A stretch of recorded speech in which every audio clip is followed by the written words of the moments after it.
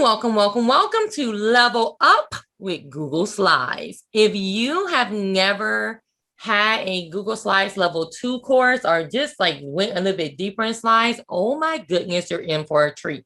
You're going to be mind blown. And let me be honest with you, even if you have gone to a Level 2 class, you're still going to get your mind blown by this session. So we're going to level up with Google Slides today. I'm so excited. Let's tell you who I am, shall we? I'm Dr. Desiree Alexander. I'm the founder, CEO of Educator Alexander Consulting.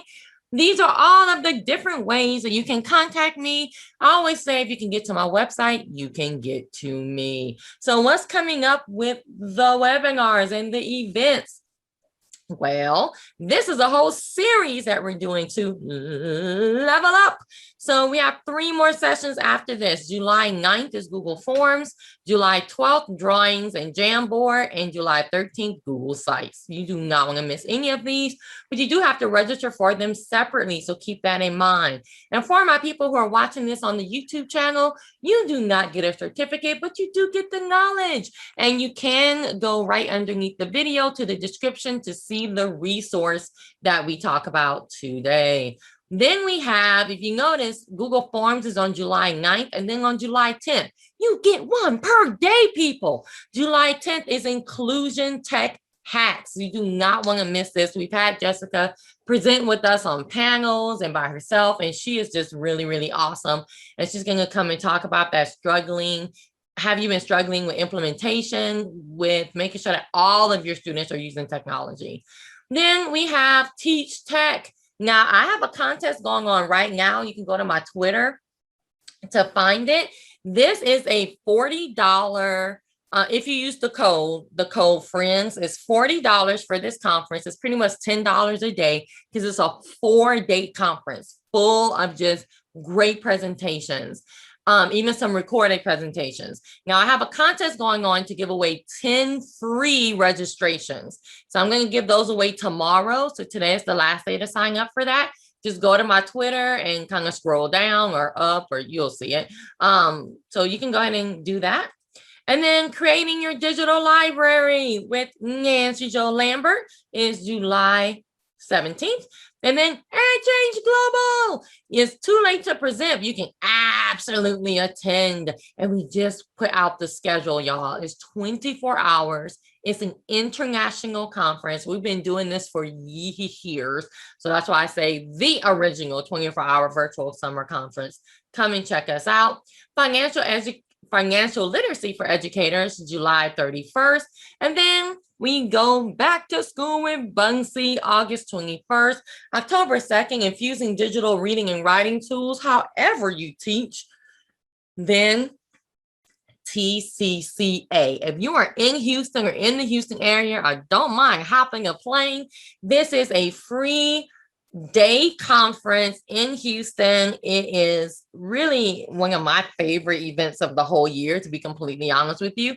It's so laid back, but it's so organized, and you just get good down home knowledge. There's no like, do you know who I am kind of people there. So I love it. Come check that out. And then in December, we have the Google Educator Certifications panel that these trainers, innovators, and coaches are going to come and talk about their experience. And notice Sarah's on the list again. And we also have a couple of webinars that we are working out right now. One is on equity that it's just going to be awesome. So keep watch. But you know what? You're like, Desiree, oh, that's good, but I came here for some slides. I understand. How about you calm down? Okay. I only took a couple of minutes, but guess what?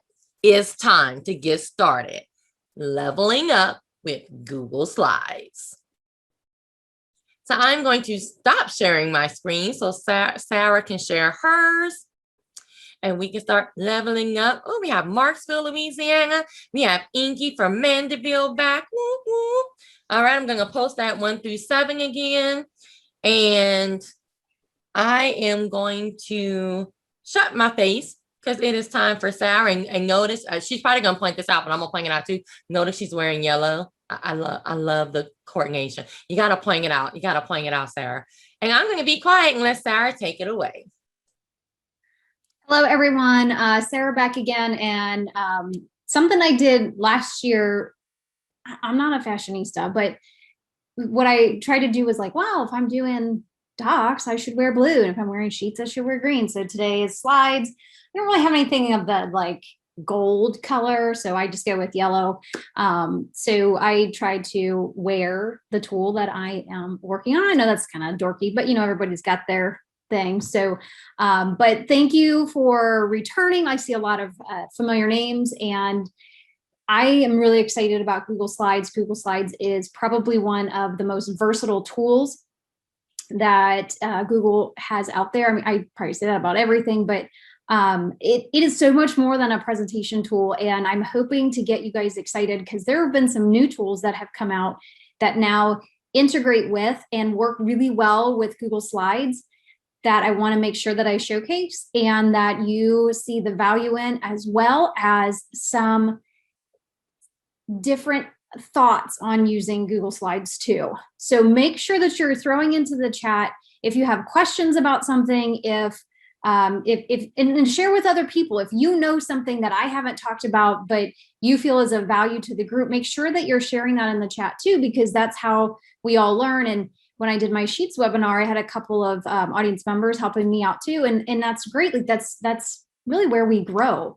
So make sure that if you have questions, please pop them in the chat. Please let Desiree know and she'll let me know.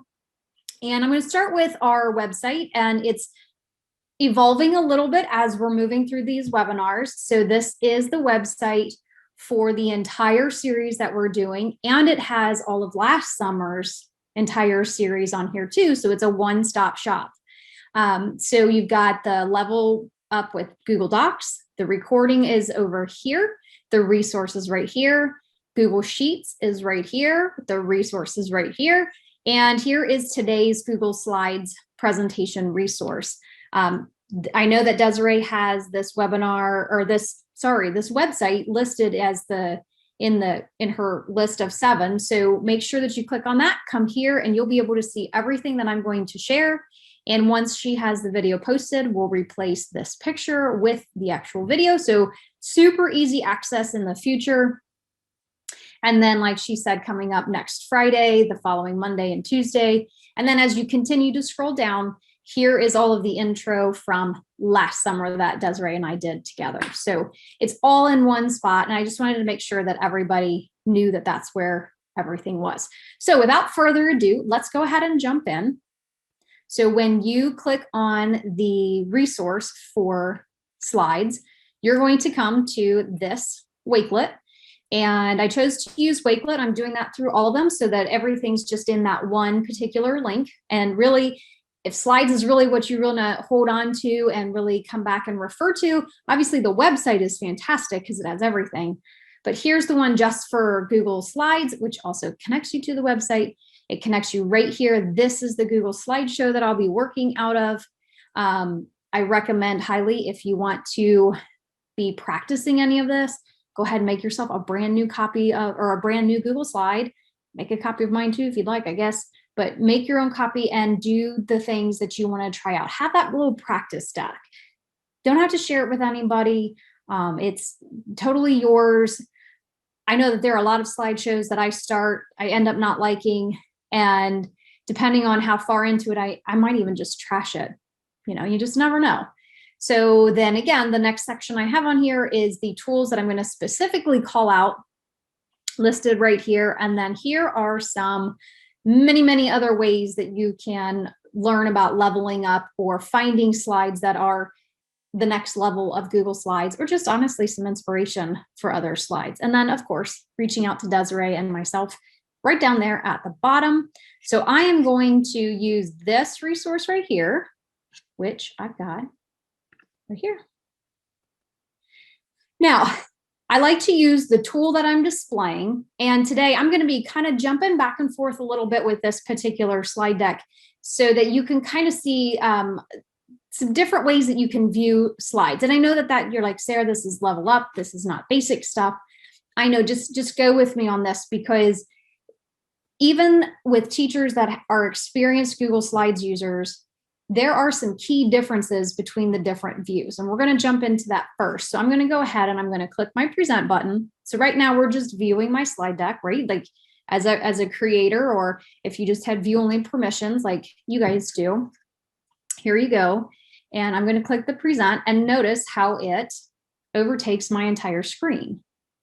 Okay, you don't see any of my tabs at the top. You don't see the little thumbnails because I'm in presentation mode. Now, Google Slides has done a wonderful job, and it's probably been within the last 6 months, maybe a year, that when you would move your cursor around, you would get that giant navigation bar at the bottom, and it would really cover up a lot. Notice down here, look how tiny it is, and it's even somewhat transparent. I just want to point that out because a lot of people may not even realize that that has happened yet, because a lot of our slide decks we use like at face value, like in the editing mode. So when you go into present, notice that it's a lot cleaner. I love it. I was so thrilled because now I don't have to use the little change of the ending and make it so that it's not so cumbersome down there at the bottom. So what I'm going to do is, because I want to be able to manipulate things inside of here, I'm going to go to the next slide. And this is the slide that I'm going to consider my home page. This is my table of contents.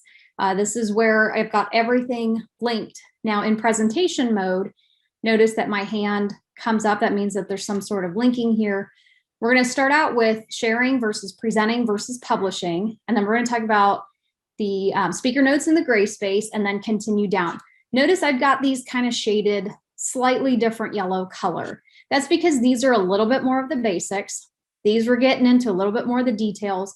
We're going to spend a lot of time talking about this master slide. And then moving into definitely a little bit more, got to wrap your head around it. You got to have these purposes for, and we'll talk about different reasons why you might choose to use some add-ons and extensions. And then finally, I also have some resources tucked in here.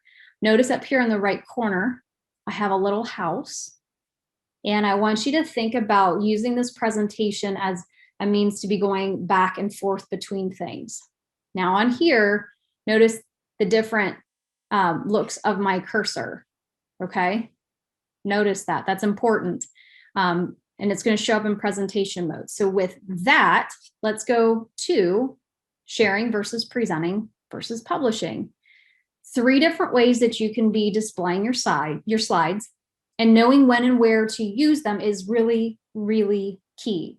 So on this slide, which is a great one to refer back to, we're not going to spend a tremendous amount of time on here, but slides, notice the little preview that I've got for you down here. You can see the little thumbnails as well as your actual slide that you're currently working on.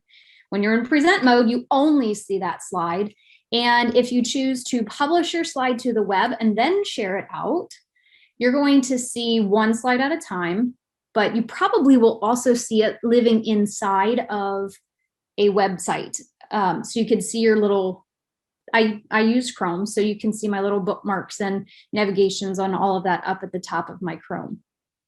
Now, permissions is also very key here. And I have had struggles with permissions. I thought I had the right share setting, but I didn't. You got to make sure that those are set correctly for multiple different reasons.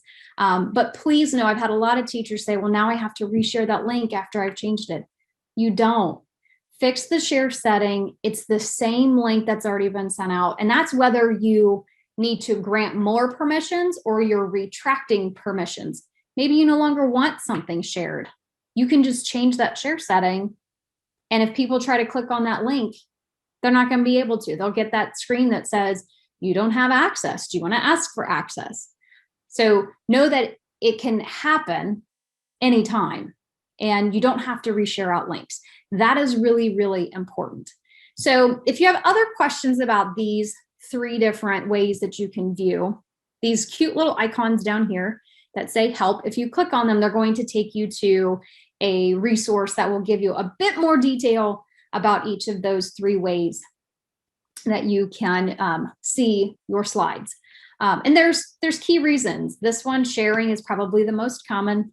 Presenting If you are doing a presentation like what I'm doing, you see it like this, I'm in control of this. And then for publishing, if you're sharing it out to a much wider audience, if I were to publish this on my blog, Tech You Can Do, I would go ahead and publish it to the web, and then I would use that particular link, and that's what gets embedded on my website. So think very clearly, there's very real use cases for the various showings. Now, I want to go back home. Remember that slide that I talked about? This is what I absolutely love. My little house, I want to go back home. I'm going to click on it, and it takes me right back to my table of contents. That's something that we're going to talk about here real soon. Promise. Desiree, any questions real quick? I think I'm going to pause in between each one of these. Not right now. Perfect. So let's move on to the speaker notes and the gray space. Now, when I talk about speaker notes and gray space, I'm going to actually come out of the presentation mode because these are two very underutilized and often what I feel overlooked aspects of slides. And I want to make sure that I point this out because it's often that when I'm having conversations about slides and I'm talking to teachers and like, oh, I didn't even think about that. So let's do speaker notes first. Speaker notes is super valuable. Because slides is thought of as a presentation tool, speaker notes, obviously, like I can write myself notes and then I can see those notes while I'm presenting and all that kind of special jazz. But what if you're not planning? Like, what if you're doing this and sharing it with your students? You're not going to be the speaker. Guess what? Use that speaker notes down there. It's a wonderful place to include this. Directions, put directions down there, leave them the slide to do the work. Give them that whole space up there, do the work up there, put your directions down here. They have to then intentionally come down here to delete it or to mess around with stuff. And yes, they're going to be able, if you give them editing access, you make a copy for them in Google Classroom, yes, they're going to be able to edit whatever they want. Get over that part. But if you put the directions down there and you tell the students that's where your directions are, it leaves this entire space for them to work. And it's not until you stop and you go, oh, well, that's incredible. Here's what's even more incredible. All of your formatting works down there. You can highlight, you can change the size, you can change the font, go crazy. I have used this with really young students.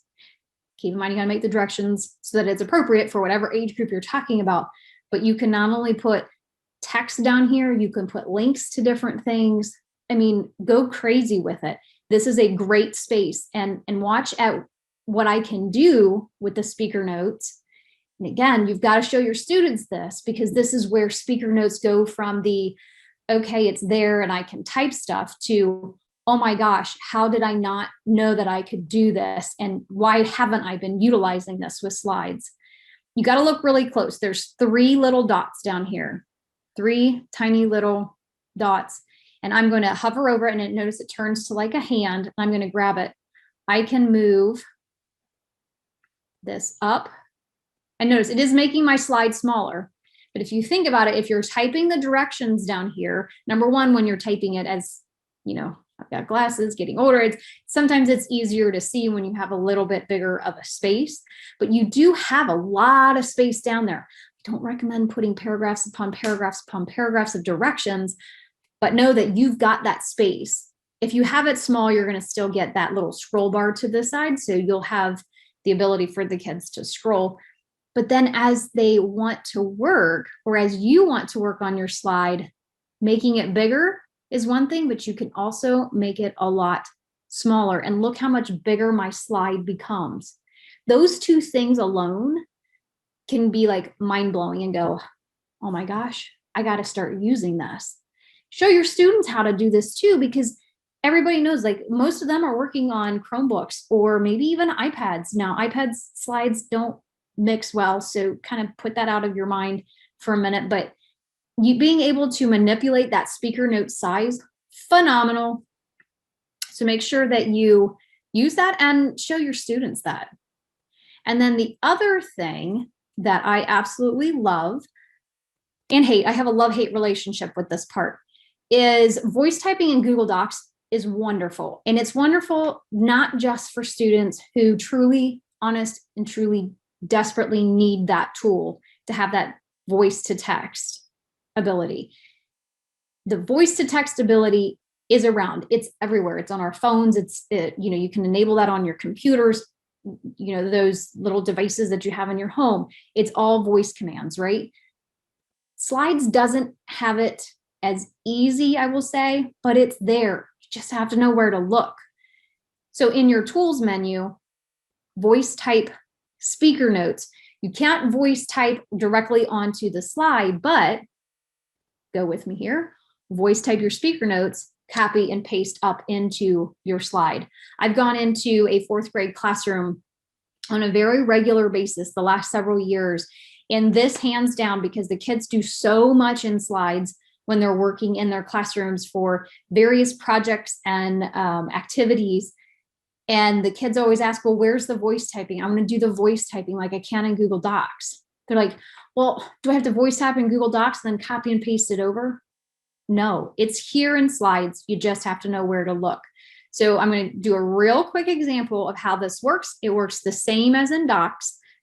Just know you got to copy and paste up. So you click the voice type speaker notes, your little microphone. The first time or two, you might have to allow the permissions and everything. When I click this microphone, it's going to start collecting everything that I say. Hi, my name is Sarah, and I absolutely adore the voice typing in Google Slides. And just like with Google Docs, I'm still responsible for the proofreading, the punctuation, all of that is still my responsibility as the creator of this Google slide. It doesn't take anything like that away from your students. It still puts that responsibility on them. So keep that in mind. I love this aspect of Google Slides. All right, so right there, hands down, super important stuff, right? Now, the other thing that I want to point out while we're here is this gray space. And by gray space, let me close out my microphone, I'm talking to the left, the right, the little bit up above, and the little bit below your slide. This is there, use it. And you might say, well, Sarah, why would I use that? Like what? No, you got to work on the slide. Guys, you only have to work on the slide. This is going to be what prints. And if that's what you're concerned about, okay. But if you're doing activities with students, you can include videos over here. You can include text over here. You can include, if you want to give them little icons to use on their work, you want to do some of those drag and drop activities, use that gray space as part of the whole kit and caboodle here. You know, a lot of times when you give a student a piece of paper and it's an activity, you have to cut different things apart. You know, you've just lost like half of the paper, which in some cases that's perfectly fine. Or you have to give them a second piece. Guys, you don't have to use a different slide.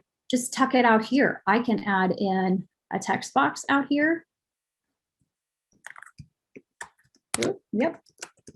I can add in any kind of image. Let's just put a person out there. And the person's going to show up right here. I can put them wherever I want. And watch what happens if I just start moving him to my left. Okay, so it looks like he's disappearing, right? Well, notice that I've got my scroll bar here. This gray space becomes this unlimited chunk of gray that you can tuck so much over there. Now, again, your kids have to know that this stuff is there. If they don't know it's there, they're not going to go looking for it unless they accidentally do some of the swiping. But look at what you could build off to the side and keep this as what I think of. This is your mat. This actual slide. This is your workspace, and all of the other stuff is the extra. So again, drag and drop activities, extra words for different things, pictures, images, resources, links, videos, all that can go out there. Hands down, speaker notes, gray space, 2 of the easiest level ups that you can do with your Google Slides. All right, now when I go back to my table of contents, next thing we're going to talk about is linking, and this whole chunk is linking images, audio, video, and I'm going to go straight through these. And Desiree, I think I'm just going to go You could just go bam, bam, bam, because I really want to spend a lot of time with master slides. So please do interrupt if there are questions that people want to get answered. Absolutely. Thank you. All right. So moving into linking, see what I'm going to do is I already can tell my speaker notes are a little bit off. And you know what? I just want to make it a little bit bigger.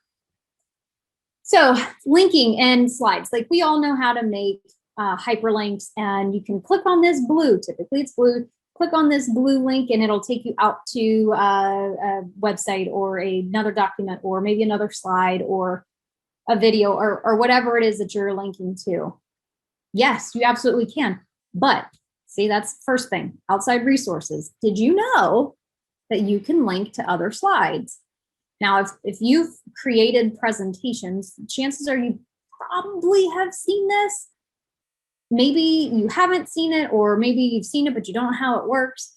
It's the exact same way that you want to make a hyperlink, right? So and then the third way is to linking to this same slide, which I know it sounds goofy. Stick with me. I promise I'll help you understand really where this benefit and this power is. Okay, so let's say I want to link to my own blog. Tech you can do. So I've got text, and I don't particularly like always having that URL show. So I've got the word Sarah's blog. So what I really like to do is use that keyboard shortcut, and I'm on a Mac, so I do Command K. If you're on a PC or you're on a Chromebook, it's Control K, or it's the little link up here where you go to insert, where you do a right click, like 8 of the thousands of different ways that you can do this. And you're going to get this small white box. So I am ready to link to my website, which I know the address of. Not always am I able to just type in the address for something. Most of the time I have to go and copy and paste it over. So techyoucando.com, you can hit apply, and boom. Now that text is a hyperlink out to a website. That's very simple. You can even see down here, it gives you that small little preview. Nice, done. You can also do the exact same thing with your pictures, an image, a logo, a link, or an icon, whatever it is that you want. Same thing, keyboard shortcut.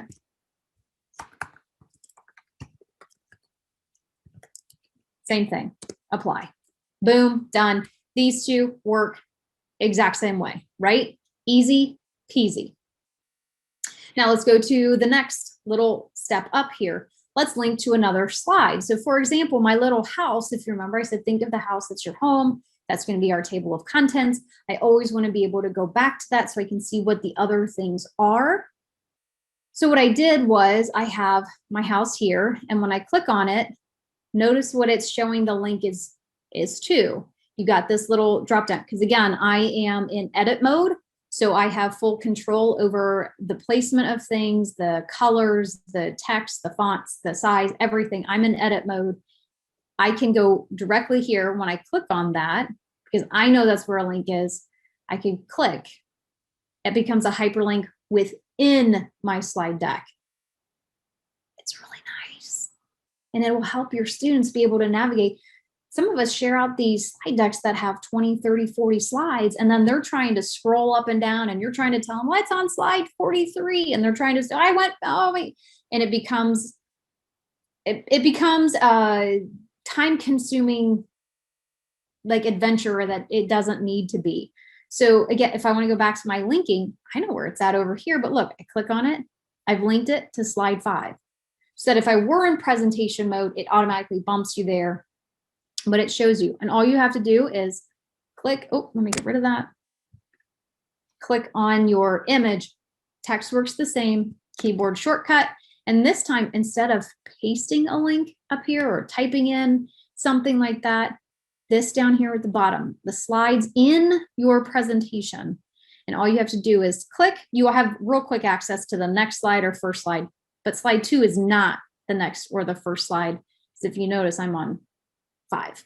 So I want to link it back to slide 2, which is my homepage. Click on that, and here you go. Here's your list of slides, and you can see this one goes on for 23 slides.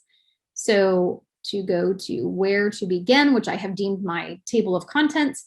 Boom, there it is. All I have to do now, click on it, and it takes me back. And finally, the third way of linking, and this is something that I've learned and really dealt with because I've created a couple of apps with slides. And that's why I am a big believer in this. Because when I've created these apps, and we'll talk about those later because we got to jump into master slides before we can really dive deep into that, is the ability to help really nail down the control, because I'm sharing out a published version of my slide. I'm not giving them viewing access. I'm giving them the published version of my slide.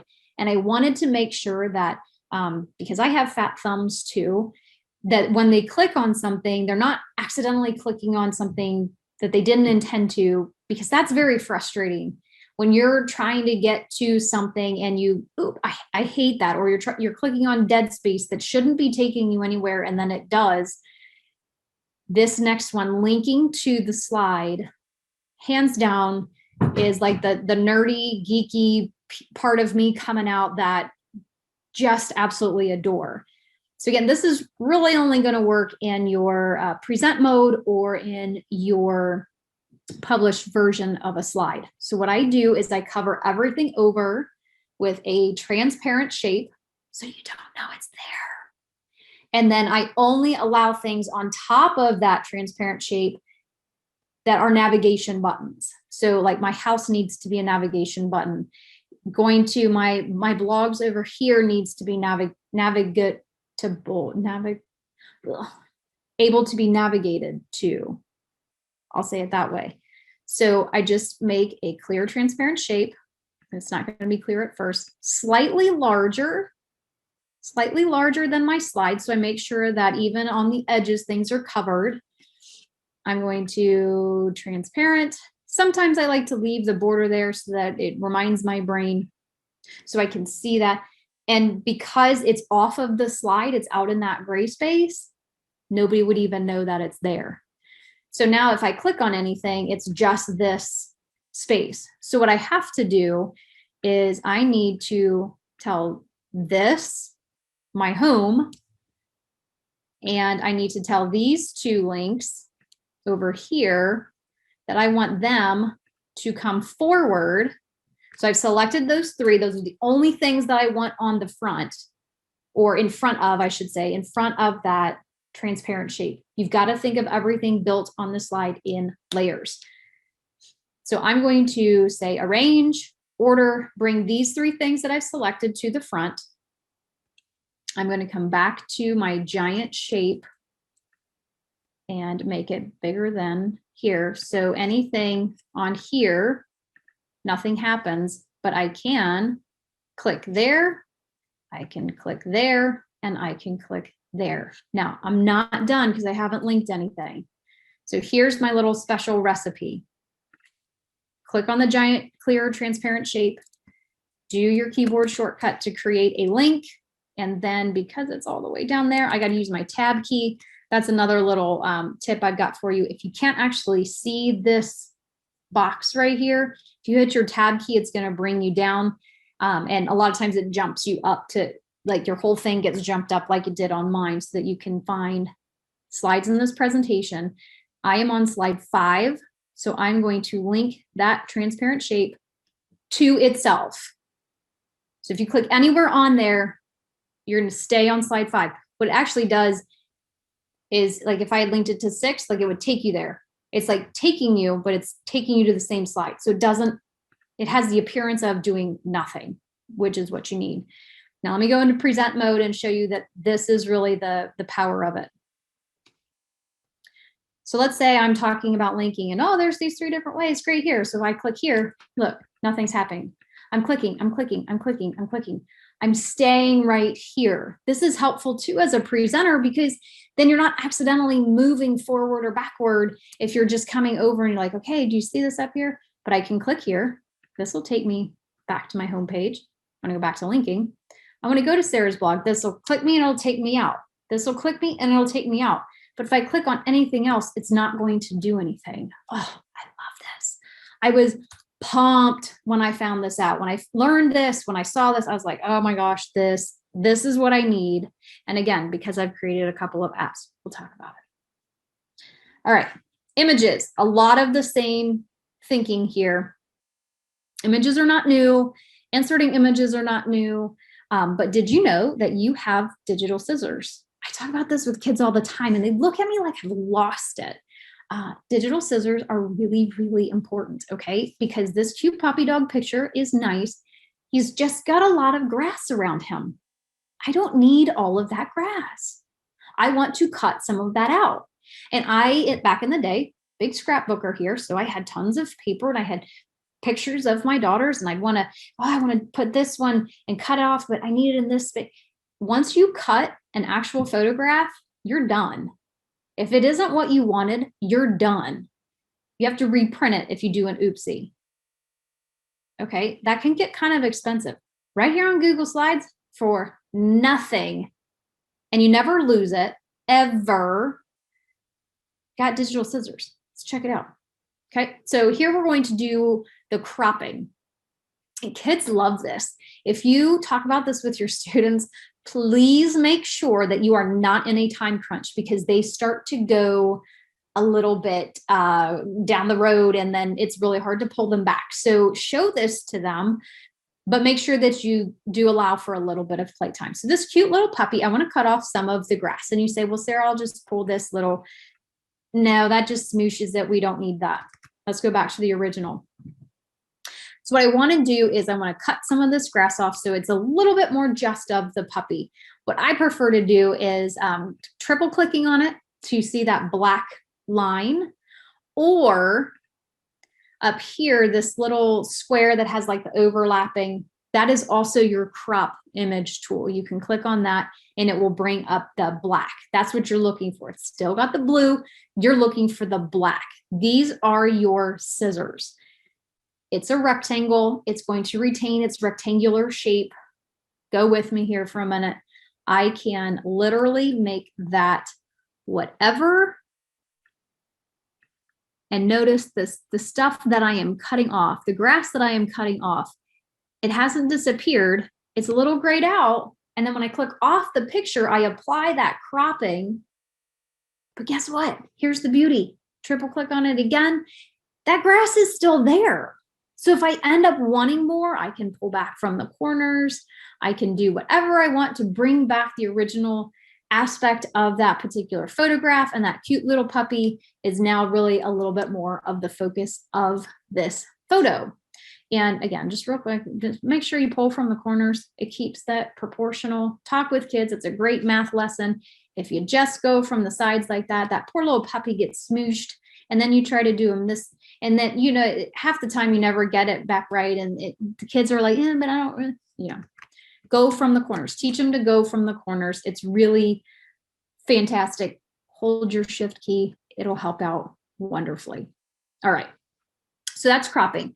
Another thing you can do is, because most images are going to insert as rectangular, square, however you look at it. Did you know that you can change the shape?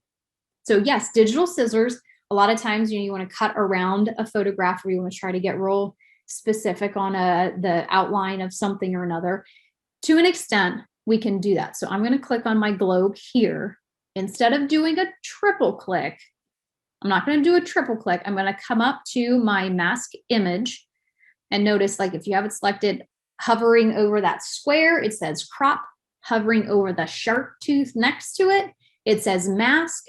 And when you click that shark tooth, just like any other shark tooth that you see, it drops you down a little bit more options.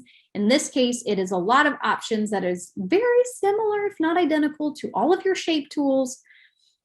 And it's the earth. So you say, wouldn't make sense that if you just had the earth circular, globe-like. So if I click on, and I can click on any of these, right? The circle one's going to make the most sense. Look at that. It now gives me a circle picture of the earth. And you say, well, but Sarah, like, it's still got black around it. If you're not okay with that, you can't do that. That's going to smoosh it. Here's where you get your crop tool back in action. Triple click. You could pull from the corners. You see how I am pulling from the sides, and I'm trying to touch like the top of the earth. I want to touch the bottom of the earth. Maybe pull it in a little bit on the sides. This is one of those things that you play with a little bit. And then voila. It's almost a perfect outline of the earth. Now, honestly, you could go just take your time and play with it a little bit more. Go for it. I'm going to go back to the original. So when I click on here, I've got my earth because I'm going to show you some different things. Do you see where it says replace image? And then you've got your crop, mask, and then what's this little guy? Reset. You don't have to do the Command Z, the Control Z over and over and over to get back to the original. Just click on that once and it takes you right back to what the original image looked like. Now, I do that because here's what your students are going to do. And I guarantee this, I'd be willing to put money. Click on that shark tooth. Oh, well, Mrs. Kiefer, what if I wanted to, I don't know, do the arrow? And I'd say, go right ahead. I mean, does that work? Is that good for you? No. Okay. You don't have to go back to the original, guys. Just go to mask image.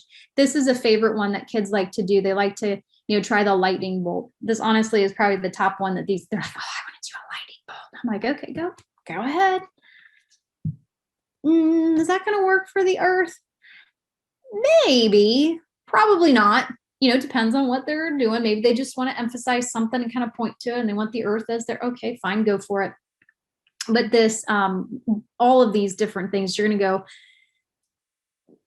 and let them play with it for a few minutes, but have that discussion. Like, how awesome would it be for these kids to come out of this thinking, I can take these images and I can make these shock little bubbles or whatever these are called with a puppy dog, with the earth, with a gray general person, whatever. But let them understand that there is a time and a place that's appropriate for what their presentation is. That's what it all comes back to, is you have all of these tools available to you, but how you're using them really is what's going to make or break it, right? Like, that's the end result. If you are doing a presentation about the earth, is this really a good outline? I'm going to say probably not, but I'll let you be the ultimate judge. Now, the third thing, and this is something that I do so often, like I almost don't even think about it, is when I create templates and I share them to a class and we want to replace, or we want to have the kids put their image in it, or we want them to put a photo of themselves or something of that nature. What I do is I put in placeholders for them. I call them placeholders. I find a generic image and I just literally search generic person and I pick something like this. And then we talk about how you can replace this, because I typically have a specific size that I want it to be. I don't want this giant picture that takes up half of my slide. I just want to have this small square, but I want it to be the student's face. So what I tell them to do is, because I've put this in here, click once, and then we're going to come up to the replace image. And then, guys, this is where we're going to use our camera. So I would say most devices now have that built-in camera. If not, you can always take a picture, upload it. That's a different ballgame. This, we're just simply replacing this generic person with ourselves. So we click on the camera. Again, you may have to allow permissions and you say, hi, you can, and I'm usually standing behind somebody and I'm like, and you just click that little yellow camera. Yeah, you fix your hair if you need to. And if you like that picture, you say replace, rock on, boom, there you have it. The kids don't have to, yes, could they just insert an image, take it from the camera? They could, but I try to make use of my time to the maximum. So I like to give them that space. I like to give them that replace. Plus, it's also teaching them how to be able to do that. So images, cropping, masking, replacing, love it. Next one, I'm moving on. because I really want to get to master slides before the top of the hour. Audio used to be a big pain in my side. And I would have teachers say all the time, well, wouldn't it be awesome if we could just insert audio? I don't need a video. I just need the audio. And then you could insert it, but it was like 5 steps to get to this. And then last year, Moat happened. If you follow me at all, you've probably seen activities that I've shared out that I heavily use Moat, or that I've talked about Moat. I am a Moat ambassador. I love Moat. It is at its basis, it is a free. I do have a link down here if you want to try like an upgraded version of it. If you click on the link from the presentation, you can get a 30-day upgraded trial and see if you like it. I'm a big fan, and I think it has a lot of value to it. And this is as easy as it gets, guys. Like, honest and truly, I can't imagine it being any simpler. When people say I want it built in, Moat is built in. It's not a Google product, but it is a partner with Google now. So I have added the Moat extension up here, and we'll talk about extensions later. And in slides, it's going to show up right here. So when I am ready and I want to insert a Moat, because hey, what are audio recordings really, really, really awesome for? That's right, recording directions for students.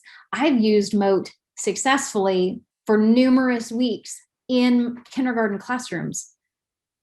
The teachers they were like, oh my gosh, like, you want to come in and do Google Slides? Like, how are we going to, guys, it's okay. Like, guess what? We're going to teach them how to click on the speaker, and they're going to be able to listen to the directions, and they can do some independent work. And then we can focus on the students that really need the help. And by the second, third week, those kids knew exactly what to do. I just went like, hey guys, what do you do when you see the speaker? And they're like, oh, we click on it, we listen to the directions, we follow the directions. You got it. Now, it doesn't guarantee that they do the directions correctly, but at least it's there. Again, it works really, really well for the little ones, because they probably can't read all of this and comprehend it and then still be able to do the work. But for your older students, again, why not? It takes less time to record audio directions than it does to type directions out. Here's how easy it is. I got to stop talking and move on. So I'm going to click the Moat icon, and it's going to say, yep, you got to give permissions and all that kind of stuff. This happens to me. They just like to verify. It's a Google sign-in. It takes a handful of seconds. Not every time do you have to do this, but I feel like it's every maybe couple of weeks that you have to re-up this, depending on when it was the last time you used it.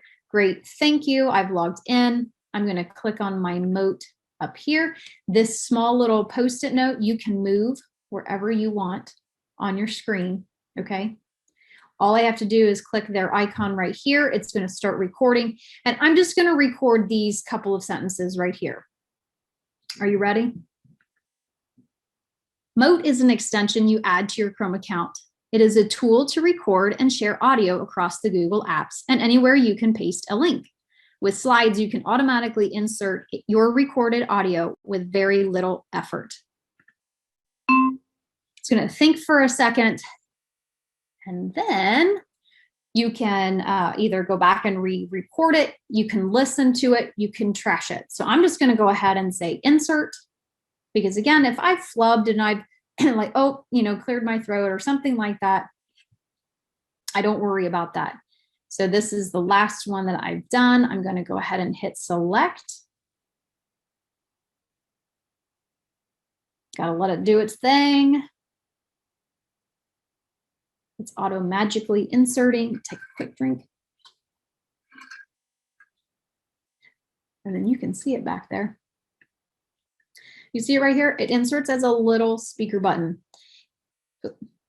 Now I get this too, why it shows that there's an error. I don't know, because it's right here and it plays. Moat is an extension you add to your Chrome. Easy enough. So notice this formatting options show up over here. This is another cool piece. I'm just going to put it right down here, and you can see it's going to start playing on the click, like somebody'd have to actually click on it, that it'll start playing automatically when you come to this slide. The volume, you can loop the audio, stop when the slide changes, blah, blah, blah. You go through all this kind of jazz. explore that as you want.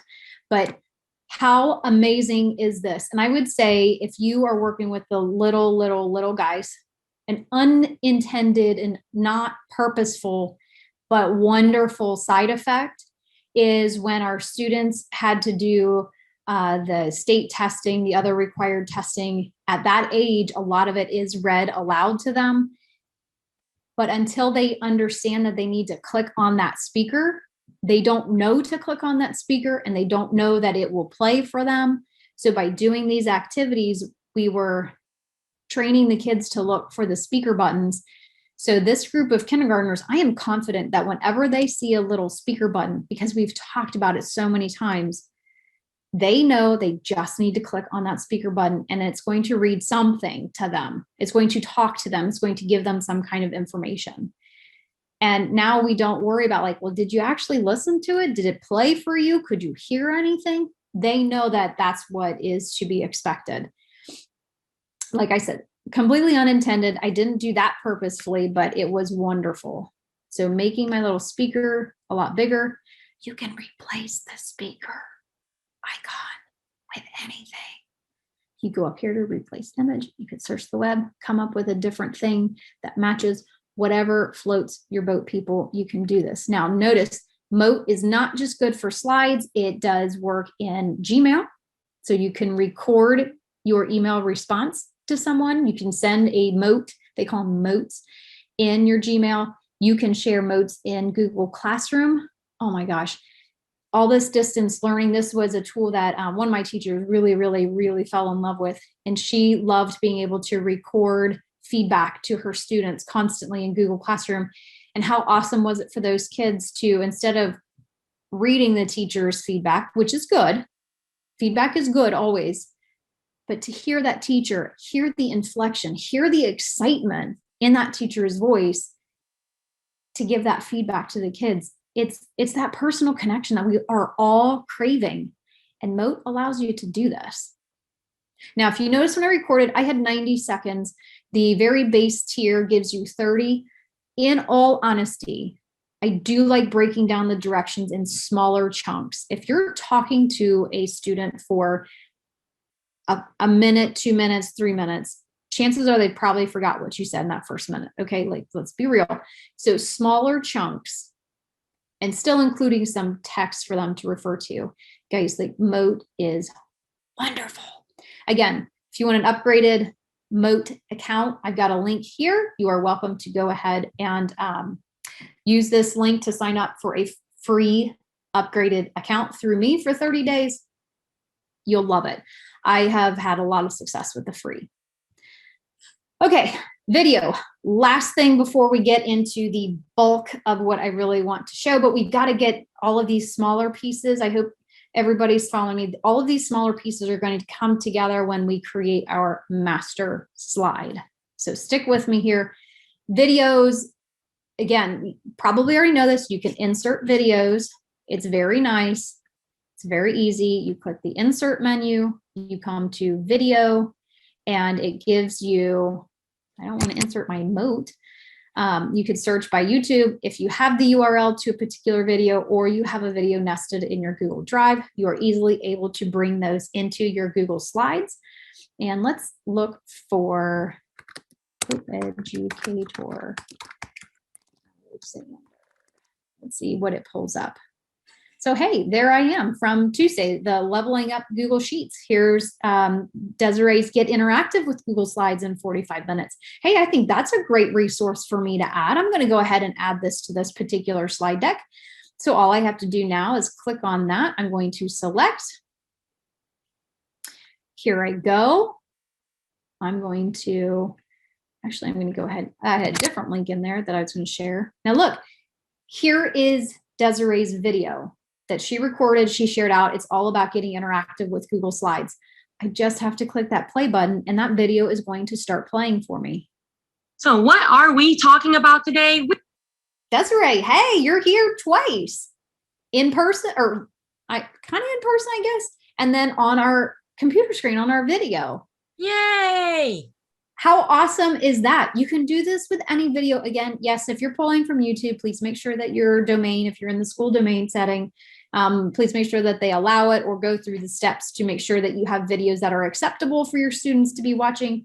You know, that's a caution with anything. We are talking about. I just want to be able to, there we go. You can make videos a lot bigger. You can come over here. This is your level up for inserting videos. When you're in the formatting options, I'm going to close that out. How do you get to formatting options again, Sarah? Click on the video. Here it is. It shows up in your toolbar right here, format options. You can set this to play specific chunks of a video. So let's say I only wanted you to watch a certain chunk of this video. Hello, content teachers. We don't need to watch the entire 2-hour long movie in order to get that 3-minute clip, right? Let's help ourselves out here. Let's use our time wisely. You can tell it to start at, I'm just picking a time. This is not actually anything that I could really say 100%. I think you need to watch Desiree's whole video on this one. But let's say we want to go to 2:35 to 5:31. Okay. So if that's what I want, and I close out my little format, that's what it's going to play. I'm going to just go ahead and get a blank slide. Now I have to. See where it started? It started at that 2:30. Okay, so formatting options gives you that ability that you can narrow that in. Think about if you're creating these activities for your students and you're handing them this and you just want that small snippet, boom, there you go. That's what they're going to see. You could also, here's an interesting idea. I saw this, Stephanie Howell. She suggested muting the audio. And you might say, well, Sarah, that's kind of silly. Don't you watch videos so that you can hear people? Well, yes, but think about if you're trying to get the students to think about what it is that they're watching, think about what is happening, interpret, infer, really kind of start trying to make some conclusions, or you're previewing something and you don't want them to hear all of the everything that's being thrown out there. Mute the audio, have them watch the video, and then talk about like, what is it that they're seeing? You know, and you don't have to make sure, okay, everybody make sure that you mute your computers or everybody has their head. You can mute the video in your settings when you put the video in here. And then what Stephanie also says is that after you have that discussion, come back, turn the audio on, and then rewatch it and like do that little compare and contrast. I was like, wow, that is such a simple but very intelligent way of getting the kids to work on those various different skills with these great videos that are already out there. And again, you got these other size and all that kind of stuff, but you can, you know, you can work your magic with that, all that kind of thing. Again, I've got a little help button out here. Keep in mind too, though, when you click on it, it is still going to give them the ability to go out to YouTube. Okay, I don't know of any way necessarily, I don't personally know of any way that you can actually prevent that. But again, we have to really like teach our students how to do some self-monitoring. If it's a problem with your students, you're going to have to come up with maybe a different creative way of sharing that content. So before, I'm going to go back to my slide to my home base. Desiree, any questions? Because master slides, we're jumping in, we're all in, we're getting ready to create. We are good to go. Okay, master slides. This area I just love. Okay, so we are going to, do I not have that? Yeah, I do. There we go. Slide 9, master slide. Okay, just kidding. They don't call it that anymore. I mean, I love the master slide. I just got comfortable with master slides, but now they've changed it.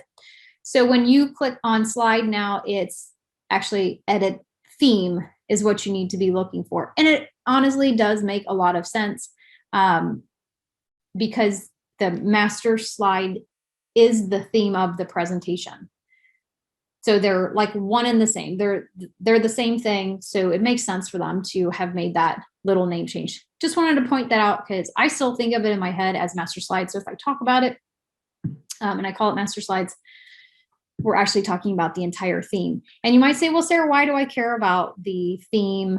Why do I care about this master slides? Well, If you've ever wanted to create an activity where your students can't change certain things, you want them to be able to do some stuff, but you don't want them messing with the directions or messing with the outline or messing with the chart or, the layout of something.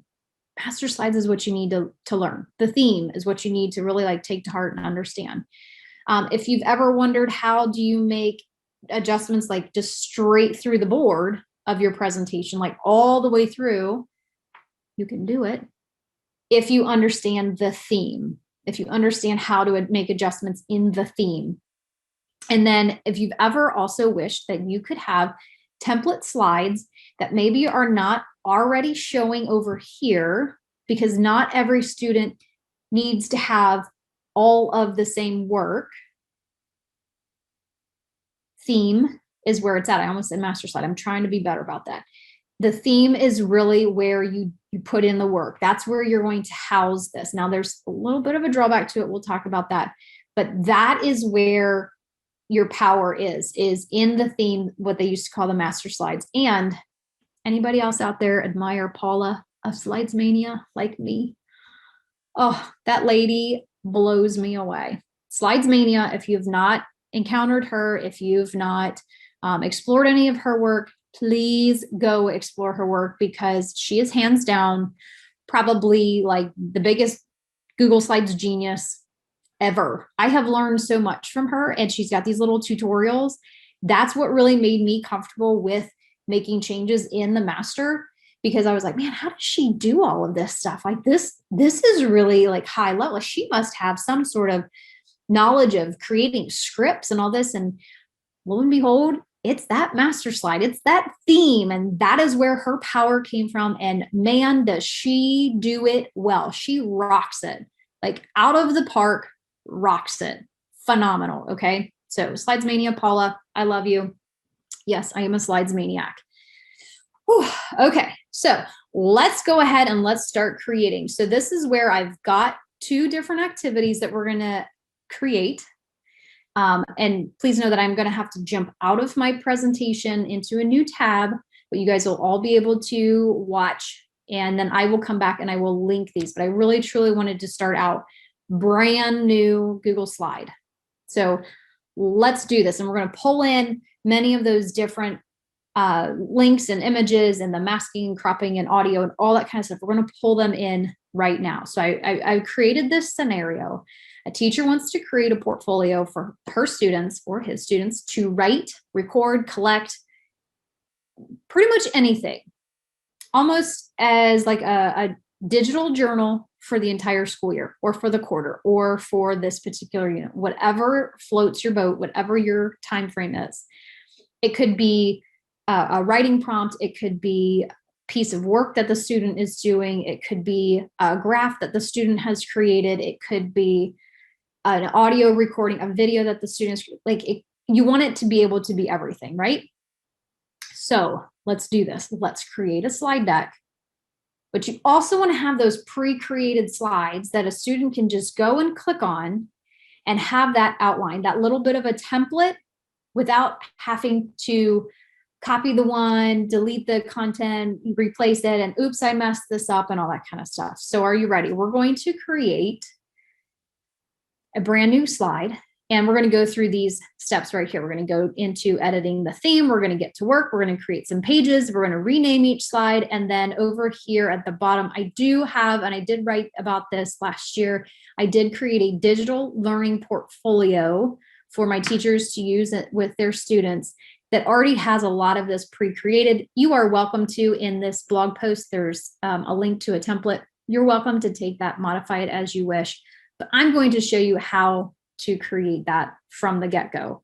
So I'm going to open a new tab, and here's my favorite, slides.new. And you're going to create this whole brand new spanking Google slide. And I'm not going to focus this in on a particular content. I want you to be able to see that this can be versatile. I want to be able to use this for anything that I want to have my students. So pick your own grade level, start thinking in your head how you would set this up. and throw some ideas in the chat. Like, do you want a journal page for a writing prompt? Do you want a journal page for a piece of artwork? Do you want a template for a video? Throw some ideas in the chat. I'm sure Desiree will let me know. I am going to get to work. So here we go. I personally, first thing that I always do, and this is just from years of having so many untitled somethings that I don't know what any of them are. The first thing that I do is I come and I title this. So I'm going to call this a digital learning portfolio. Did I spell that right? I think I did. Maybe I didn't. No, that's not right. Okay. So, and I do like to leave it in this very blank. It's called simple light. Okay. So it's just white slides. So I'm going to go ahead and close my theme out, but obviously like scroll through here. You've got plenty of them you can pick from. I just want to have it white because I want the students' work to be what's popping. I want their work to be what's really the focus of the slide. Now, I also have to stop and think at the very, very, very beginning, is this something that I ever have the intention of printing? Maybe a page, maybe it's the whole journal. I don't typically jump into a slide and automatically go, I am definitely creating this to print, unless I'm talking about a certificate or I'm talking about a flyer of some nature. But you do have to be honest with yourself. If you have zero intention of ever printing this, the size of your slide doesn't matter. If you think there is a good chance and you don't want things to get a little bit wonky, as I say, please just stop and think for a second, because you can go into File and then down at the bottom is Page Setup, and you can change this page setup to be maybe 11 by 8.5. Because you go, honestly, there is a chance that I need to print this out. Maybe it's evidence for a student's academic plan, or it's something that is going to be the culmination of work, and you want to be able to tangibly hand that to somebody.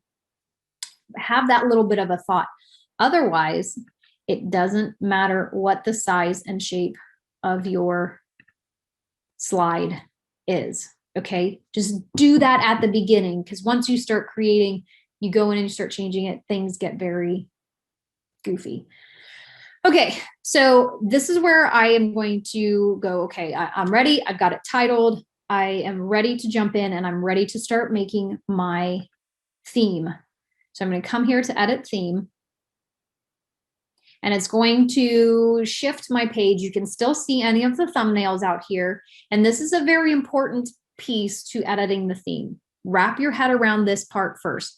These are all of the pre-created template slides that Google provides, and we're going to start one by one adjusting these. Now, remember when I talked about, like, what if you want to change all of the font in your slide? You want to change all of the colors in your slide. You want to change all of the colors of the links in your slide. You've got to get your head in this. I always go up to the big, like it's not that big, but it's bigger than all of these layouts. This theme slide, it's slightly bigger. Now it's got a blue box around it. And notice how all of them now have the gold box. This is key, because what you do to this top slide is going to push down through all of the rest of them. So I am a big fan of a couple of different fonts. Google Fonts, it's where it's at. I love it. They came out with a big chunk more fonts. So I am not a big fan of Arial. It's very simple and plain, and it works for some things. I really like this Roboto, however you want to say it. I really like that. Now, what it's doing is that it now changed all the way down through. So when I come here, this is now Roboto. I'm probably not saying that right. I don't know. This is now Roboto. This one all the way down through. Okay. Now we've got another chunk of text here. And again, this is the same font. I actually want to do a second font. Okay. So all of my title boxes are going to be in that Roboto. This one I like cabin, a little bit smaller, a little bit less. And you could go likewise down through all of these. I actually should just go ahead and select them all and say I want them all to be cabin. So I notice if you put in like bullet points throughout your presentation, it's going to give you that.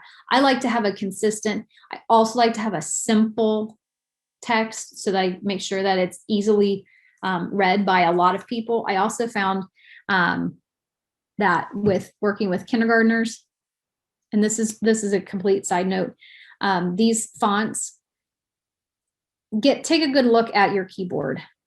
If you're on a laptop, chances are you probably have capital letters. If you're on a Chromebook, which our students in my district, we use Chromebooks, the A and the G on our Chromebooks are the fancy A and the fancy G. And when you have the circle with the stick A and they have the fancy A, they're not making that association. They have no idea that that is actually the same letter. And it dawned on me last year, and I was like, oh my gosh, Mike, well, that is just really stupid. Why? And I thought, you know what? I have all of these fonts available to me. So I purposely pick a font that uses that fancy A. So when I go and do that kindergarten class, these kids that are learning their letters, and this is where I'm very intentional with what I create for these little guys. I'm very intentional with my font because I want them to take that fancy A and match it with that fancy A on their keyboard. I want to take that fancy G and I want to match it with that fancy G on their keyboard. It sounds simple enough, but completely overlooked, okay? But that's where I get my love of fonts because I can customize that. That's something completely in my control. I can't control what all of these computers make their keys to look like. Anyway, side tangent. Okay, Sarah's back. So I've just changed the font. I can change the size if I wanted, the colors, all that kind of stuff for my text. Here we go. Let's continue on. I also want to come back to my theme and I want to change colors because I'm also a color fanatic. I'm not going to go crazy on this one, but with Simple Light, you click here, you can choose your theme and your automatic text when you insert text boxes is going to be black. You got all of these different accent colors. Whew, I think I need another drink and of water. But what you can do here is I do like to change the color of the hyperlink. So when I create something and it's a hyperlink, my mind automatically goes to, it should be that blue, not this teal. Honestly, the link can be whatever color it is that you want, but I do really like having that traditional blue link because I think it makes the most sense universally. And if I were creating this just for kids, maybe I would pick the link to be in a theme color of the activity. But if I'm creating for a different audience, again, who are you making this for? Your audience. Keep that in mind. And you can change all of these different accent colors. Like maybe I want to bring in a red, changing accent 6 to red. Maybe I want to bring in that bright neon yellow for accent 5. I mean, go nuts, guys. You can do whatever you want here. And then your theme colors will show up because you've customized that. All right.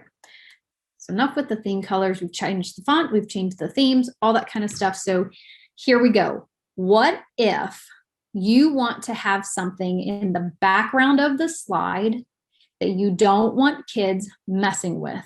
You don't want them deleting. You want it to be a chart, a box, a layout of something. Come to the theme and let's do it. So I am now very confident with my general theme. Now I'm going to start creating individual slides. Are you ready?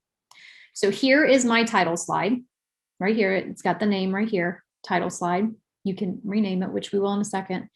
Now I want to put in a title for this digital learning portfolio. Okay, so notice when I click on this, I can't do any typing. This is a placeholder text box. Okay, so when I come out to my slide, jumping out, here is my new font, and I can start typing here, right?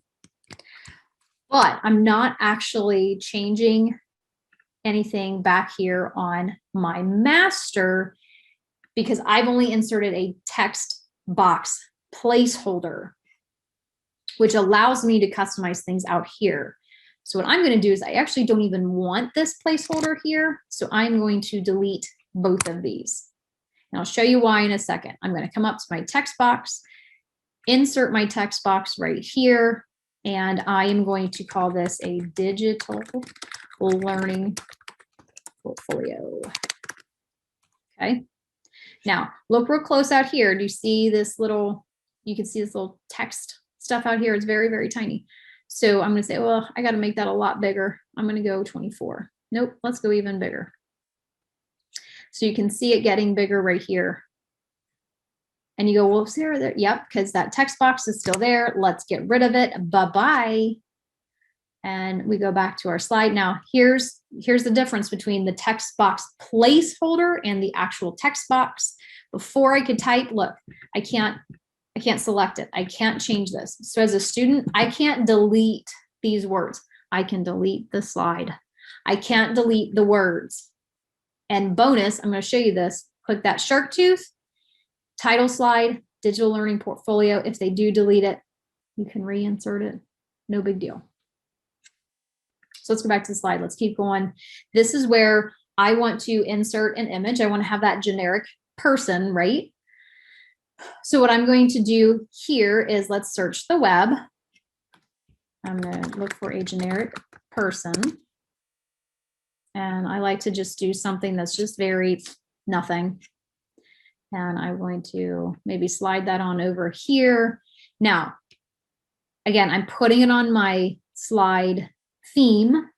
When I come out here, kids cannot click on this. They can't do anything. But what I'm going to instruct them to do is now we do insert their photo with the camera and we're going to put it right on top of there. And I tell them you've got to cover that up. Or now that I've created this, now I could also go here and just to show you a different image, the way it works differently. Now I could do this and say find and replace, and that would put my picture on here like it did on my presentation slide.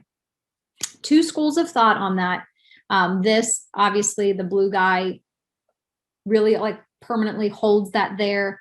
This is a little bit less permanent. You got to do what you got to do, right? Now, let's keep going. And you say, well, I want to have a page for a writing prompt. Easy enough, right? So I'm going to get rid of this big giant text box because I can do whatever I want. This is mine. I'm going to insert a body text placeholder. Now I'm going to do this on purpose because I want my students to have a specific area to go ahead and start typing. I don't want them having to worry about going and inserting text boxes. I want them to type here. And then I'm also going to add in a regular text box. I'm going to call it writing prompt page. And then you can add other directions, like make sure that you have, you know, a minimum of 5 sentences, or, you know, remember to capitalize and all that. Keep that in mind. Now I've got this page created. Let's create another page real quick. And again, I want to do this 100% Sarah. I want to do this 100% what I want.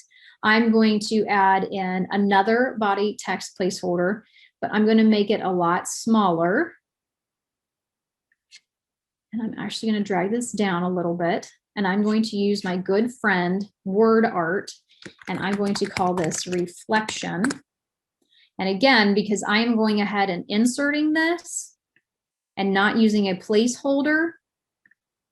See, here's my pretty theme colors showing up. Remember, I changed that one to red. I'm going to call this reflection. And then over here, I'm just going to add in a shape. And this is going to be, I'm going to use the same everything on this one, duplicate that, and then put image here. So what I want my students to do is I want them to insert some sort of picture of their work in this gray space. And then over here on the right side, I want them to do a little reflection about it. Now, again, you've got to guide your students. What does that really mean? What are you accepting of this reflection? Was this hard? Was this easy? I really found X, Y, and Z. However you phrase that. So now I've got two. Oops, I put it on the third slide. Doesn't matter, because what I'm going to do is I'm going to come up here and I'm going to rename this, not title and body, but I'm going to put image and reflection. I'm renaming that slide right here. And on this one, I'm going to rename this one writing prompt. Okay. Now here's where these things all come together.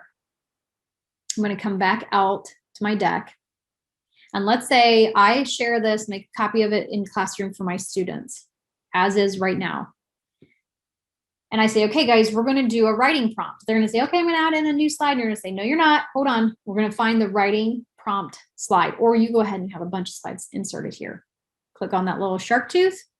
Look at what we've created. Our first 3 slides are now not what Google gave us, but they're what Sarah created and what Sarah wants her students to have. So guys, we're going to click on this writing prompt slide.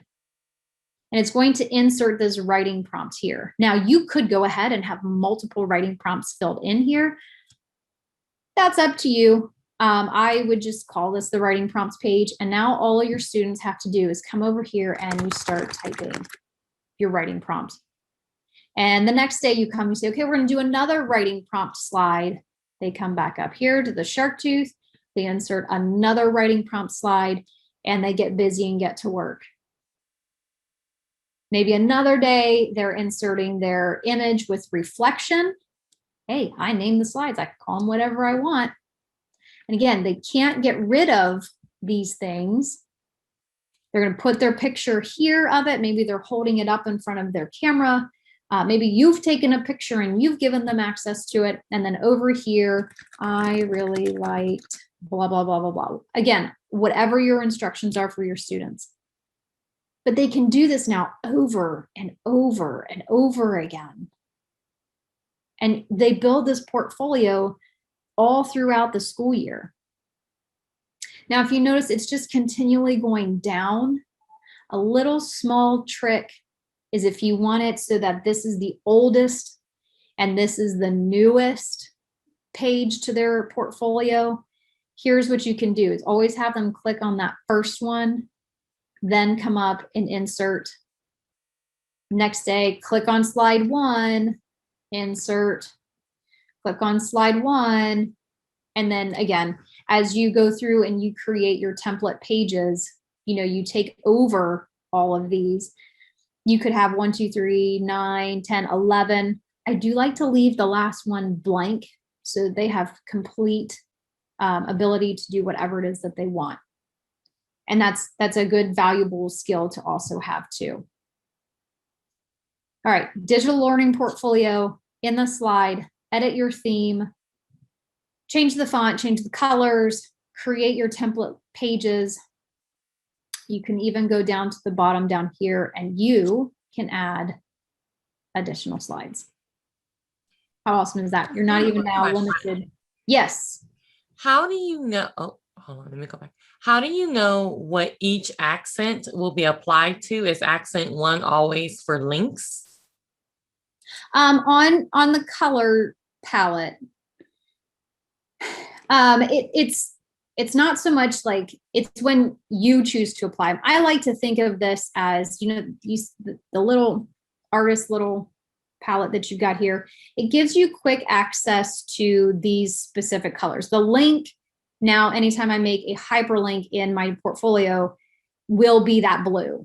Now you can still come back and completely change that by selecting it all, changing the text color on that slide. You can still do that. It's just that is your predetermined default. Now these accent colors here really just make it easy for when you go to, I'm going to type in that, I'm going to pretend like that actually says something, and then I can come to my text, my theme colors show up here. So it's quicker access to specific colors that you might want to have consistently running through your presentation. I really like that because I do get hooked on a simple color palette. I don't like to be all white. And sometimes, honestly, you get to looking at these and you go, oh, ooh, that's pretty. So if you customize your theme colors and you know that these are colors that work well together, I'm not going to say that I chose wisely this time, but you can easily change those colors and keep them in your theme. So you're always picking the same red. You're always picking the same blue, and you're not choosing from this shaded list of a color palette. But for your link, click in there. If you're to add in a link, go ahead, Sarah, let's type in there. Getting a little bit of a lag. See how it automatically changed that text as I typed it to that darker blue. It also works on your paint bucket too. It gives you those. So if you ever wanted to fill a box or a shape with a color from your theme, helps you just stay in the same mode. Does that help? Yes. And when you were talking about simple light, will this be your theme whenever you select simple light in the future? No. So this is my theme for this slide deck, this portfolio, this particular URL. Now, to change the default, I don't know that that is possible, but here is an idea that has been floated out there by numerous people. I'm not taking credit for this because I did not come up with it. Is what they would say is, if you, let me just make a new slide real quick. Okay, so let's say I want to make sure that I have the same text or font, the same colors, the same size of a slide. I go through on this one and I would call this, and I'm a fan of the asterisks. Oh, come on. Master slide. And you might even say simple light theme, right? So let your brain know, go through, make all of your changes. Don't actually do anything on this. And then when you're ready to, for your next simple light theme, you can just make a copy of this entire presentation. Then the font does carry over, the sizes of your font, the colors in your theme, the dimensions of your slides, all of that now carries over. If you've changed the layout to your slides, it will all carry through to there. So you can make your own template. Does that help? Yes. Perfect. All right. So digital learning portfolio, you could go crazy, come up with 25 different template layouts, and then you give this to your students. And then throughout the year, you just make sure, I would highly, highly, highly recommend making sure that you name each of these slides so that you can easily guide them to which one, or they can look at them and go, yeah, I think for the activity that we're doing today that I'm adding to my portfolio, the writing prompt is probably the best one. They can start self-selecting which layout works best for that particular reflection or addition to their digital learning portfolio, or they can always opt to choose that last blank one, and then they can do what they need. It really does kind of help focus them, guide them. And it's like you've got your master black line paper that you're handing out to them. It's just digital. Pretty awesome. Okay, so coming back to my presentation, we're going to continue with a different thought on this, using the Google slide and using the theme to create a drag and drop activity. All of those word sorts. I want my CVC words, or I want the rhyming words together, or we're doing some math activity and I'm using these digital manipulatives, and everything was really highlighted during this time of pandemic and not being able to have everything on paper, and paper kind of being looked at as taboo. You don't want to touch the same stuff. Like, being able to create these activities digitally, Google Slides is really where it's at. So we're going to use the theme to lock parts of the activity down, just like we did with the portfolio, but then use the gray space, use the speaker notes, and allow our students to have these drag and drop activities. And might I say, we don't have the 45 minutes that Desiree did. Go back to slide 8, and her video is right there. You can watch even more of this goodness going on. So let's, again, create brand spanking new slides, slides.new. And we are going to create, again, I'm just going to stick with the simple light theme. I just feel like that is where it's at for me. Obviously, again, I can't say enough that please have at the other themes if you'd like. So we're going to do a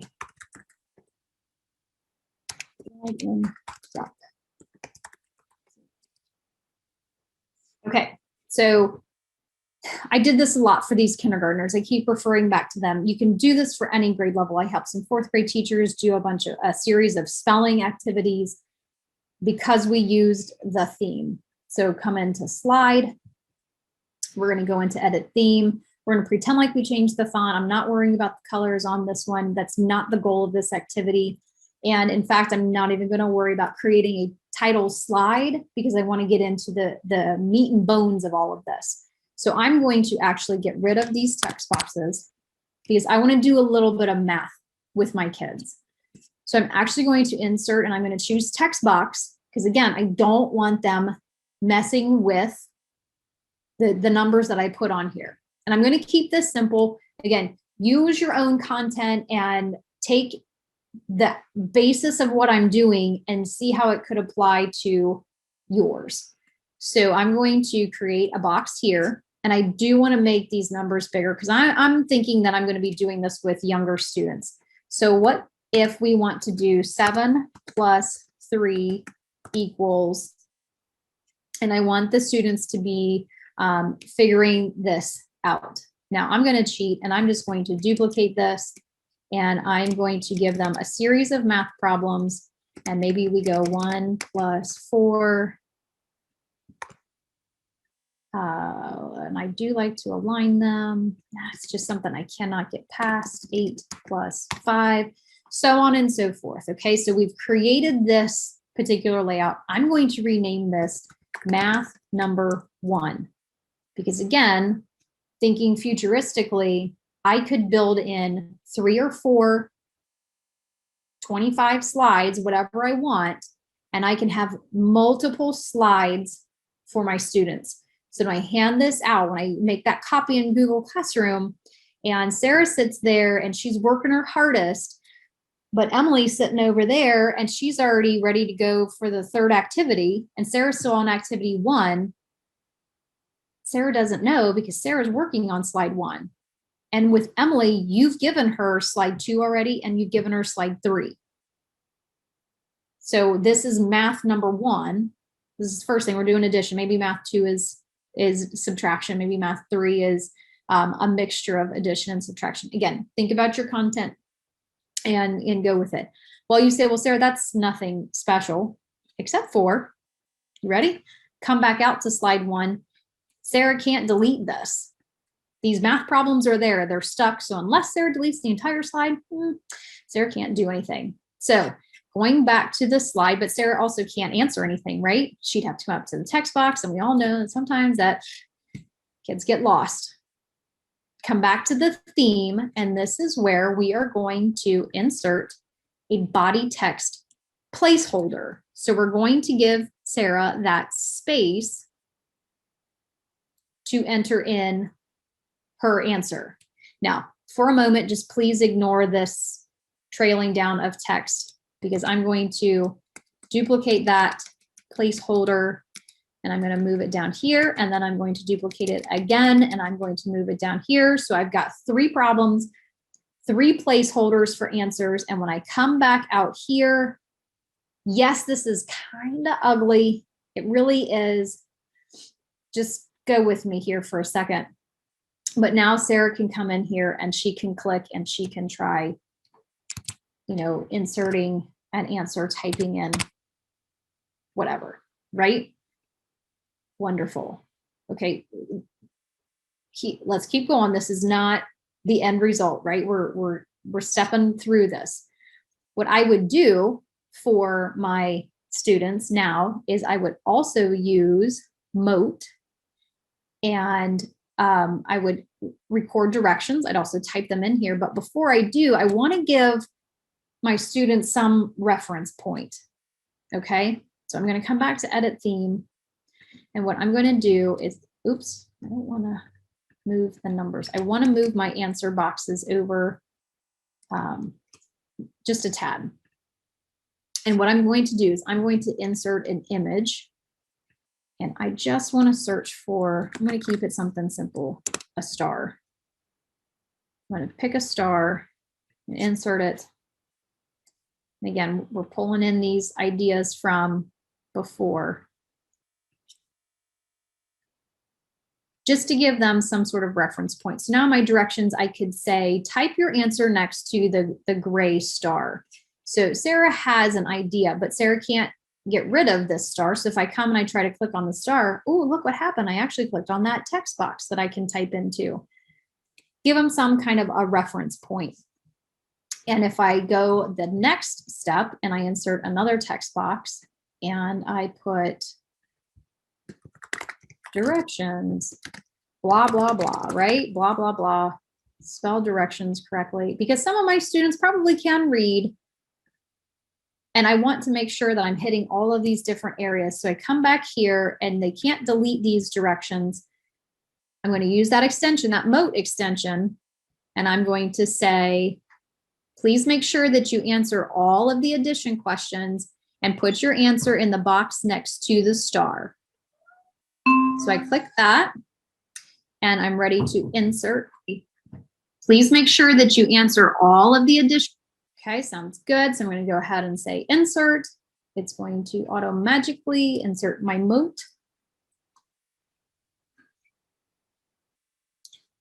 There it is. And I would put this right next to it. They can hit play and listen to the directions. Really, really amazing. Well, this isn't drag and drop yet, is it? It's not. But what if I wanted my students to have some manipulatives to be able to help them answer this? Yeah, they could use their fingers, they could use whatever. And this is where you would already have your slide, because I can't insert the Moat. Let's see if I can copy this. If I put the Moat on, I'm going to put it over here to the right. If I put that on my master slide, it's not clickable. I can't do anything with it. So you gotta put the slide in and then put the audio in on that. That is kind of like a little bit of a hiccup, but it's something that I'm willing to be okay with.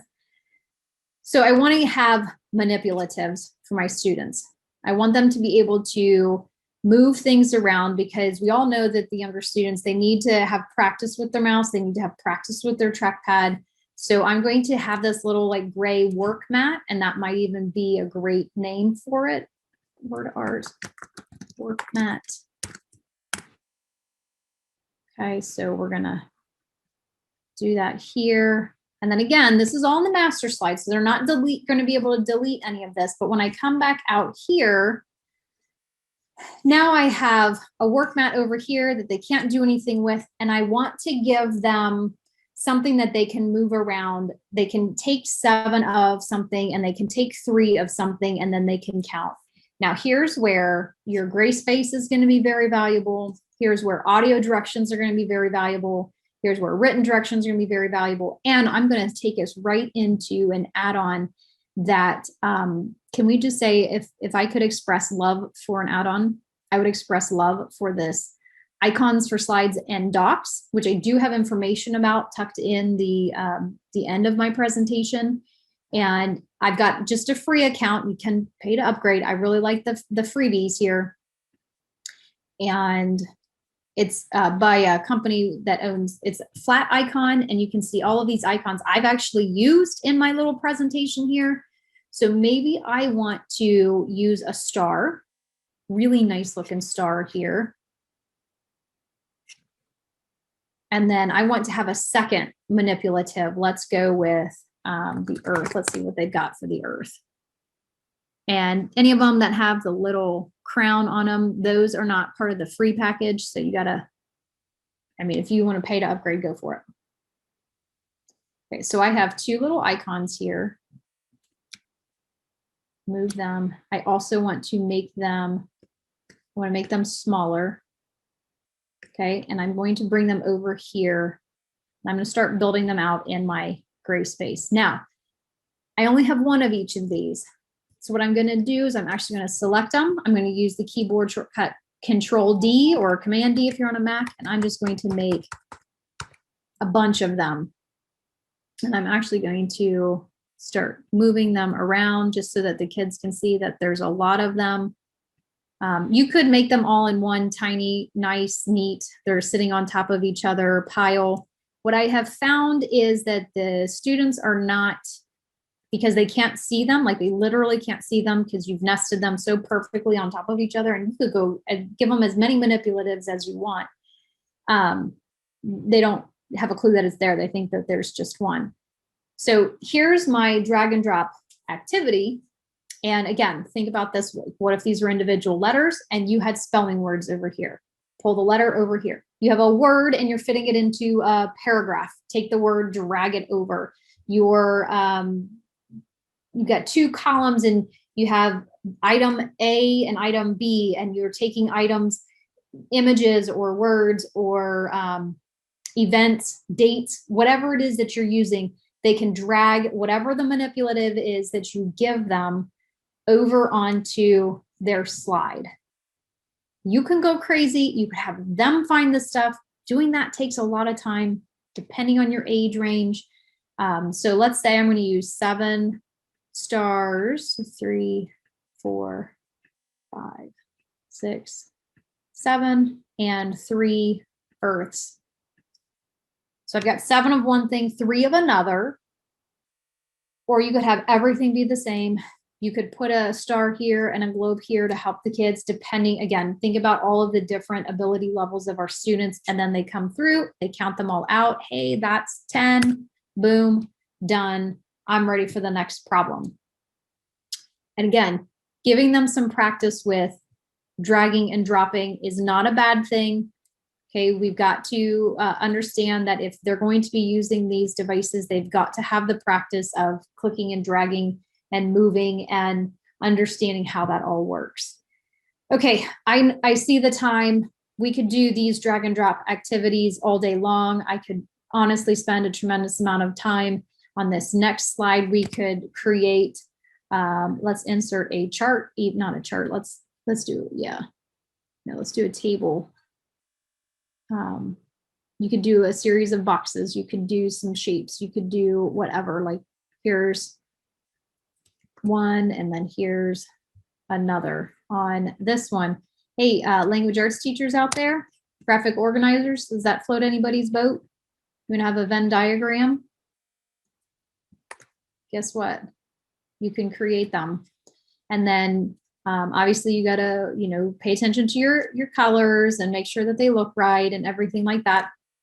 Building all of that in here, again, you come out, students are getting ready to work. Okay, guys, we're gonna do a Venn diagram, and you have words out to the side, you have people out to the side, you have major events out to the side, you have one country versus another country, or various concepts of economics or science, and they need to do the compare and contrast. Building out in your theme and using images and videos and the gray space and the speaker notes and putting all of those together really can amp up any Google slide, and they're all relatively easy once you get comfortable using them. I don't want to minimize the learning curve on all of these, but there is so much that you can do. And in fact, how about newsletters? Could you create the outline of a newsletter? And instead of copying everything and then deleting that particular comment, make yourself a template, and then each week or month or unit or whatever you do your newsletters, if you have that template already, insert a new one and you're just filling in the content. Graphic organizers, what I just showed a little bit, Eric Kurtz shares out 40 graphic organizers. They're in Google Drawings, but you can copy from that Google drawing, put them in the theme on your slide, and then you could have 40 pre-made graphic organizers ready to go if you chose to do that, or build your own. Slides Mania, obviously huge fan. I kind of expressed my love for her earlier. And then if you're interested in the creating an app using Google Slides and putting all of these pieces together and really, I mean, you're going about 10 steps above and beyond what we are talking about today. And I did share this with Desiree in a different webinar last year. We talked about creating an app. And I actually showed a couple of different ways that you could create an app. But here are 2 blog posts, and I created some templates that you can take and you can use and create your own app using Google Slides. And then finally over here, Templates for Teacher is a website that I have co-created with one of my teachers, and we share out a lot of these student created or activities created for students to use, and they're ready to go. Beth and I have put roughly, I think we're right around the 80 mark of templates that we've shared out on this website, and you are welcome to go. They're all made with Google tools. Make your own copy of them. You can tweak them as you want. You can add things to them. You can subtract things from them. We just ask, please don't try to sell them. We're sharing them freely. We've thoroughly enjoyed making them and sharing them out as well. So we just ask that you continue to share that love out with other people, talk about it, share it out with your other colleagues. Not all slides, I will preface that they're not all slides. There are some docs, there are some sheets, there are some drawings on there that you can take and use, and they're not all student focused. We do have a handful of ones that are, Beth created this really nice guided reading graph in Google Sheets. She also created a grade book for her grade level, which is 3rd grade, and she shared that out. And then finally, the last thing that I'm going to be able to just barely touch on is these add-ons. And you saw me use the icons for slides. There are so many of them out there. If you know of a music teacher, please make sure you tell them about this flat for docs. You can actually insert musical, what do they call them? I've got it on here, notation. I created that in that add-on. How awesome. I'm not even a music teacher. I don't think that probably would sound very good, so let's not practice playing that one. But then I've provided links to the website for this add-on. If you want to contact them, there is a quick email, and then here's a direct link to the link to be able to add the add-on to your account, as well as a real quick 5-minute tutorial that I found that I think kind of helps explain. But you can use this in slides and or docs. It works in both of those Google applications. Noun icons by the Noun Project is a really good one. That one is a paid for application. I do pay $20 a month. That's the Educator rate for them. I find them highly valuable. It's very much like this flat icon, which I absolutely adored. All of these little icons right here, and I gave them attribution on the slides that I've used them on. Again, their website, a YouTube channel, they're on Twitter. And if you are interested in Pear Deck is another awesome add-on that you can use. Jake Miller talks about it with Kim Matina on her talk, the Sweet Talk. He gives a lot of really great ways that he has used them with his students. And then keeping going on, photos for slides. If you've ever wanted to take a large group of photos and make a slide deck with, instead of one at a time, like it can be very time consuming. Clay Smith has created an add-on where you can select a Google Drive folder or a photo album from Google Photos, and you can pull all those photos in and it will put one on each slide at a time. I do think like it won't do like 1,000 different photos. I don't think. I think there is a cap on there, but I don't know why you'd be inserting 1,000 different photos on a Google slide. Here is another one that if you are creating one of those digital portfolios, or you're creating a digital interactive notebook for your students, and you just know that there's no way you're going to be able to have them all ready to go, Jared Ott has shared this slip in slide. It works with Google Classroom. I don't believe that it works with other LMSs. I could be wrong, but he specifically has the little Google Classroom icon on there. So I believe it only works with Google Classroom. There's a little video about it, but he actually created a way, if you have this add-on, again, you're ratcheting up your level with using Google Slides, to, after you've shared it out, after you've made that copy for all of your students, you can come back later and push a slide out to your kids, and it will automatically show up in their Google slide deck. Really completely mind-blowing that he is able to create that, and he did. So good job. And then the final add-on that I want to share that I have found highly valuable is finding good, high quality, good photos is hard. So this add-on, Unsplash, I have found incredibly useful. These 4 pictures right over here are all from Unsplash. It's high quality images that you are allowed to use. And again, I've got their website, Twitter, a direct link to the add-on in the workplace marketplace. Really, really good high quality images. And you can talk with your kids. Like, you can't just randomly take any photo out there. Unsplash is allowing you to use these photos because these photographers have given their permission to be able to do this.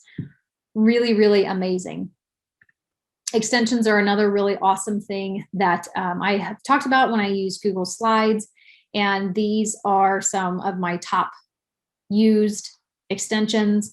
Make sure that you read about them. And then when you click on each of these, it does allow you to go out and grab that quickly.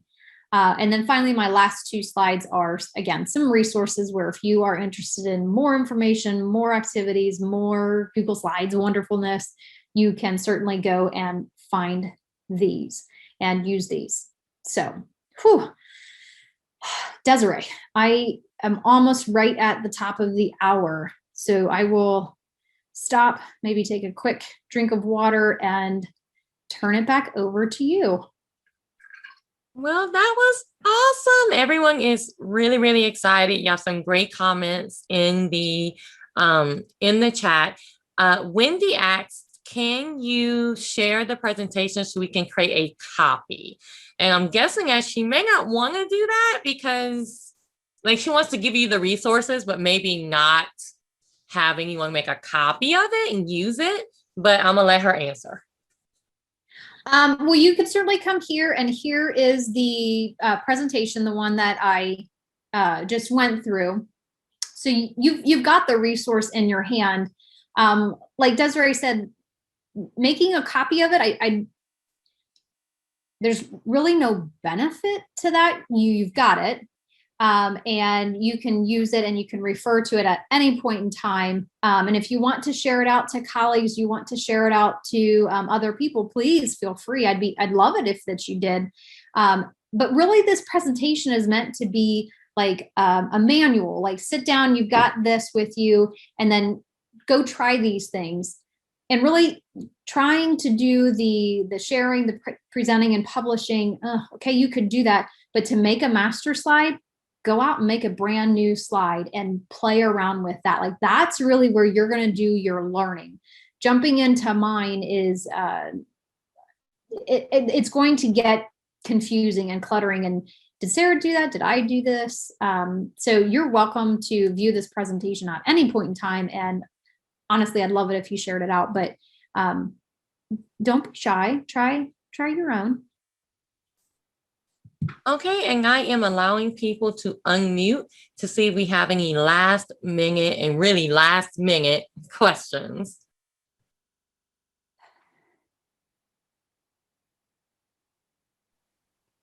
I just wanted to say thank you. It was awesome. I really loved all the little tips and tricks that you shared with us. It was just amazing. Some of the things that you shared on the master slide, a theme. It was just eye-opening because I had started playing around with the master slides and created some resources for my classroom, and I was so blown away with the Moat, and I loved it. Thank you so much. Oh, you're welcome. And I on like you're saying, like you go in and you try and you create one, and then it gets you that itch, and you want to do a second one, and then you do a third, and then your 10th one in, and you go, wow, how did I not know that on my first one? Like it's that constant learning, and things always just keep improving. So, yeah, I hope there's some good, helpful tips in there for you. Thank you so much. Yes, I was blown away. Thank you for coming. Well, I'm going to go ahead and say thank you so much for everything that you showed us. And we're going to go ahead and wrap up for today. Thank you everyone for coming. Please reach out if you have questions, or if I covered something and you have a few more questions about it, reach out to Desiree or I would love to connect with you and help you learn more and take your slides a little bit further. I'm going to be a Sarah maniac. Oh, and I'm an Inky maniac.